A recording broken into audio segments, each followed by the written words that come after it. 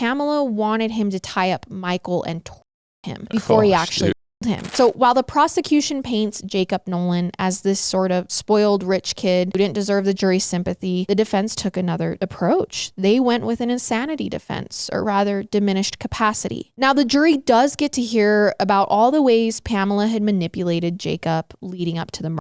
The jury also gets to hear all about Jacob's history with mental illness, his bipolar diagnosis, but the prosecution claps back saying bipolar disorder does not keep someone from understanding the severity of their actions, nor does it make someone lose complete control over their faculties. So the prosecution actually gets some backing on this. They play a tape for the jury. It's a conversation between a different psychiatrist and Jacob in the months leading up to the trial. During one clip, Jake was asked about the zip ties that were in the duffel bag, and he explained that Pamela wanted him to tie up Michael and torture him before he actually killed him. He goes on to say, though, that he wasn't willing to torture Michael. He was just willing to kill him. That statement right there was enough to completely discount the insanity defense. The final nail in Jake's coffin, though, was that he told the psychiatrist in a later clip that he and Pamela were coming up with a plan, considering different ways to Michael, and Jacob was participating in that brainstorm. So while Jake himself never took the stand in his trial, it was still his own words that were being said. They deliberated for less than an hour and came back with a verdict for Jacob Nolan, guilty of attempted.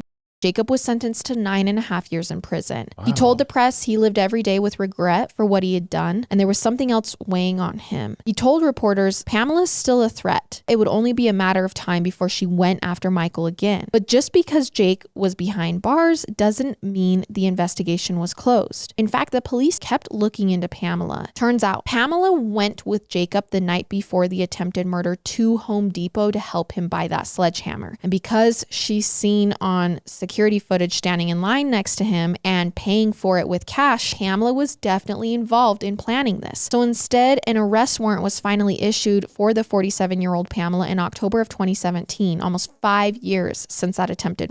The pandemic hits, time goes on. In September of 2022, it's now nearly a decade since the attempted. She shocks a lot of people when she changes her tune. She goes into a courtroom and changes her plea to guilty. Pamela went back into the courtroom a month later for her sentencing hearing, and she says, never mind, I withdraw my plea. You know why? She said that on the day she pleaded guilty, she had first gotten maced in prison, and then she didn't take her medication. And then she got a contact high from someone on the bus ride over who was smoking. So she's like, it was just a comedy of errors. The judge isn't buying it. He rejects her plea withdrawal and goes for sentencing, giving her 11 years behind bars.